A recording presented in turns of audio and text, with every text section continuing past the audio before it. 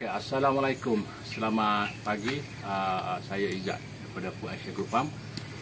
Hari ini kita akan bercakap tentang penyakit-penyakit yang selalu didapi oleh yang selalu menyerang pokok dragon fruit. Penyakit dan serangan perosak dragon fruit.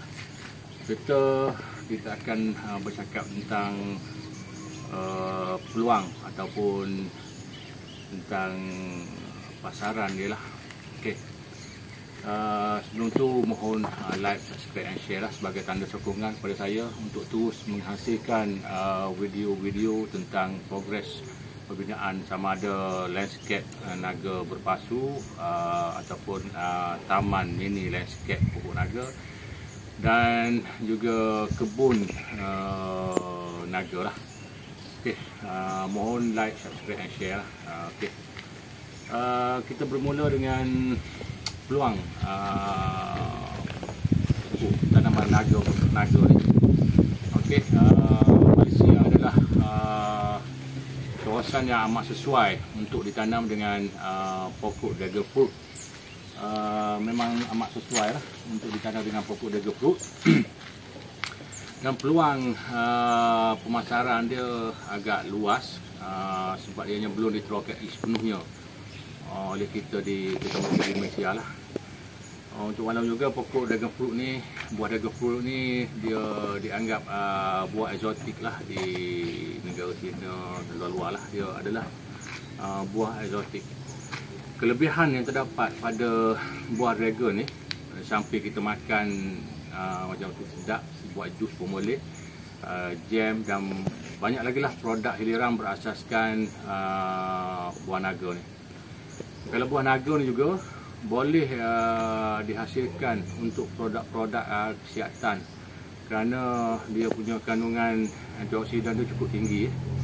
Mana dalam farmasi kita pun boleh kita buat untuk dijadikan produk kesihatan untuk penjagaan kulit, sabun, shampoo dan sebagainya. Mana pasaran tentang pokok naga ni, buah naga ni amat meluas. Cuma belum diterokai sepenuhnya lagi, terutama sekali kita di Malaysia. Sebabnya halangan-halangan utama yang membuatkan kita tidak dapat menerokai sepenuhnya adalah inilah serangan penyakit, serangan makhluk perosak lah. Kita pergi kepada serangan perosak lah, makhluk perosak yang selalu menyerang pokok buah naga ni adalah seperti kumbang, tikus, tupai dan lalat buah. Lalat buah ni selalunya akan merosakkan buah lah. Bila buah kita hampir masak, bila berlakunya serangan lalat perosak ni, buah kita akan jadi busuk dan kadang-kadang berulat, berbintik dan sebagainya. Banyak cara untuk mengatasi dia. Bila buah tu dah kembang, kita eloknya kita balut lah untuk kurangkan risiko makhluk perosak ni. Kita pergi kepada penyakit-penyakit yang selalu menyerang. Ni dia penyakit yang selalu menyerang pokok naga. Yang mana penyakit ni lah selalunya yang boleh membuatkan kerugian yang besar kepada pekebun naga. Pertama sekali stem rot. Penyakit stem rot iaitu batang kuning dan berair. Penyakit stem rot ni biasanya disebabkan oleh oleh bakteria. Oleh bakteria. Lagi satu kuning berpusa. Kuning berpusa, mana sejak hari kita akan tunjuklah contoh-contoh batang yang berpenyakit ni. Kuning berpusa, berair di batang tu. Itu adalah biasanya serangan daripada kulat. Daripada kulat. Saya pun dah ingat kita sebalik lah nama kulat tu dalam next video yang kita akan buat itu untuk proses-proses pencegahan dia. Yang ketiga, penyakit yang selalu menyerang pokok naga ni adalah bintik hitam, bintik koko, bintik coklat ataupun bintik putih lah. Yang mana ianya biasa berpunca daripada bakteria juga. Antara tiga penyakit ini kita sebut ada lagi penyakit lain, tapi inilah penyakit yang paling berbahaya sekali dalam pembinaan pokok naga dan seharusnya dicegah awal. Pencegahan dia, kita sedia lebih sikit. Pemilihan induk mestilah yang bebas daripada sebarang penyakit Dan sebelum kita membuat penanaman, seeloknya kita celup dulu racun kulat dan biarkan kering hingga ke 4 jam sebelum buat penanaman. Okey, dan boleh rujuk pada video-video yang sebelum ni lah, cara-cara penanaman dia yang saya dah upload kan. Okey, seterusnya kita bercerita tentang penjagaan dia. Okey, penjagaan pokok buah naga. Okey, kita ambil yang ni. Sebelum dia naik, kita kena buat ikatan.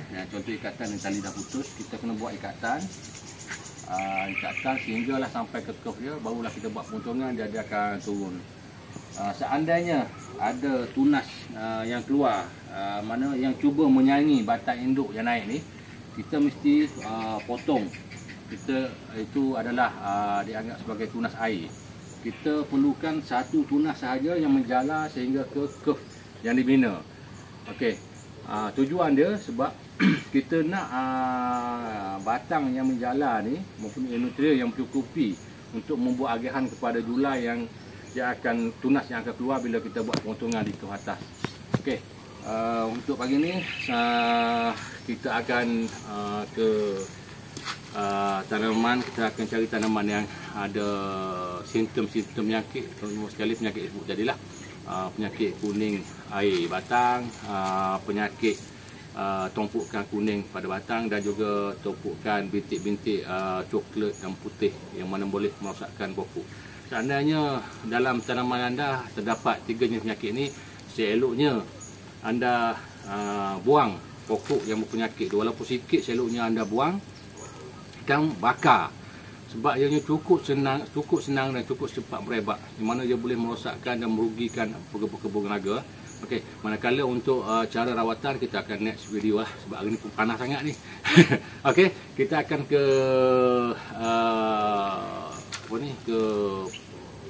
ke pokok yang mempunyai sindrom penyakit tersebut. Okey, jom. Okey, kita akan tunjukkan jenis-jenis penyakit biasa menyerang pokok dragon. Okay, ini salah satu daripada dia. Ni yang saya sebutkan tadi sebagai tumpukan kuning pada dahan pokok naga, di mana ini adalah penyebab jangkitan kulat. Okey, jangkitan penyakit jangkitan kulat, yang mana ianya boleh merosakkan keseluruhan dan boleh menjangkiti ke semua induk-induk dragon yang ada di tanaman yang kita buat tanaman. Dia boleh menjangkiti. Okey, yang ni kita kena potong. Okey, ni kita tunjuk dia punya simptom dia. Okey, dia akan berlaku kekuningan di kiri dan dia akan berlaku pereputan di tengah. Okey, dan seandainya kalau anda picit ni, air dia berbau busuk, dia bukan sahaja melibatkan jangkitan kulat, malahan dia juga ada jangkitan bakteria. Yang ini paling bahaya, yang boleh merosakkan keseluruhan kebun seandainya tidak dirawat ataupun tidak dimusnahkan. Okey, kalau macam ni penyakit, anda kena musnahkan lah. Dan anda buat pemantauan pada pokok yang masih okey dalam masa 2 minggu. Seandainya ada berlaku lagi keseluruhan pokok ni, anda terpaksa kena buang lah, kena musnahkan. Okey, dan kita tunjuk lagi kan penyakit yang bintik-bintik pokok dan sebagainya. Ni kita akan tunjukkan contoh jangkitan. Yang ni jangkitan jangkitan bakteria lah. Dia boleh menyebabkan bintik-bintik coklat ni, nampak bintik-bintik coklat kepada batang dragon ni, mana ia boleh merebak pada keseluruhan tanaman kita seandainya tidak dimusnahkan. Kalau dah macam ni, yang ni bukan sahaja sekadar pemotongan lah, kita akan musnahkan keseluruhan pokok ni. Kita akan musnahkan dia. Okey, saya nak musnahkan agak cuaca agak panas, jadi saya akan buat di luar video lah nanti. Kita akan musnahkan ni, tak boleh disimpan ni. Kalau kita simpan, dia akan merosakkan yang lain. Okey, contoh dia jangkitan bakteria, amat bahaya. Dia 3 jenis penyakit ni memang cukup bahaya lah untuk pokok naga. Okay, kita cuba cari lagi satu simptom yang merosak pokok naga. Okey, jom. Adalah contoh jangkitan bakteria kepada buah dragon. Mana bintik coklat dan bintik putih adalah jangkitan bakteria yang boleh merosakkan buah dragon ni. Biasanya disebabkan persekitaran lah yang tak sesuai. Contohnya persekitaran yang mempunyai banyak pokok-pokok lain, pokok tumbuh-tumbuhan macam bunga yang tak sesuai ni, dia boleh menjangkiti pokok dragon gitu ya. Okey, cuba zoom sini, kita tunjukkan contoh bintik yang terdapat pada buah naga ni. Okey, boleh zoom sini, kita tunjukkan. Okey, ni bintik ni di peringkat awal lah, yang mana yang ni kita saya akan simpan untuk saya buat research lah tentang cara rawatan dia, dan saya akan tunjukkan apa-apa perkembangan tentang rawatan yang saya lakukan kepada rakan-rakan yang berminat. Okey, seterusnya ke penyakit yang seterusnya. Okey, untuk seterusnya contoh penyakit stem rot.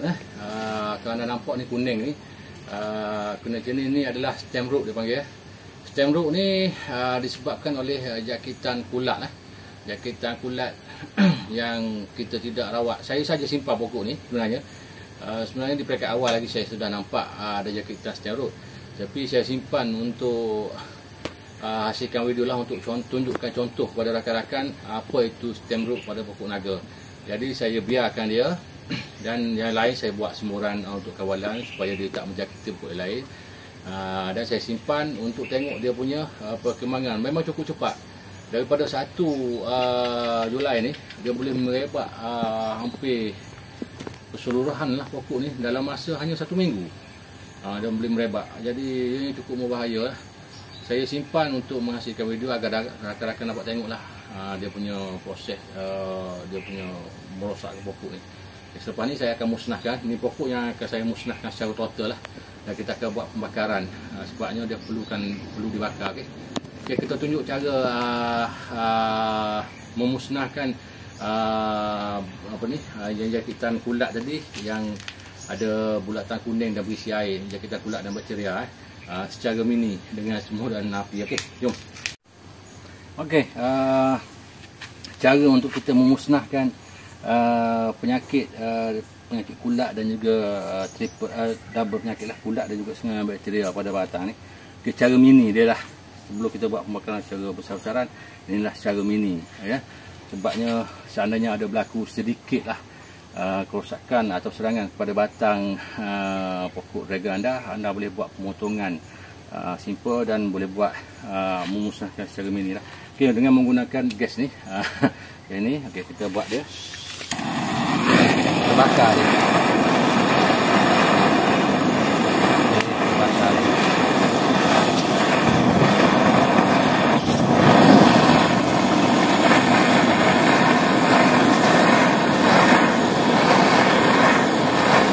Nampak tu buih-buih yang keluar tu, dia air buih tu memang tabur saya nak tambahkan lah, menambah bau busuk dan juga akan jangkitan bakteria.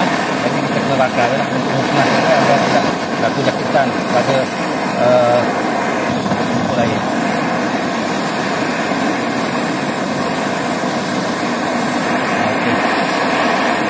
Kita jangan buang macam tu, nanti dia merebak lagi. Kita kena musnahkan dia secara total. Kita kena buat pembakaran nanti. Kalau tak nak buat pembakaran pun, semua racun dan semua racun dia tak galakkan lah. Penyakit macam ni harusnya dibakar. Jadi anda boleh nampak dia punya keluar tu. Ini bukan getah dia je. Ini disebabkan bakteria tadi. Dia di air.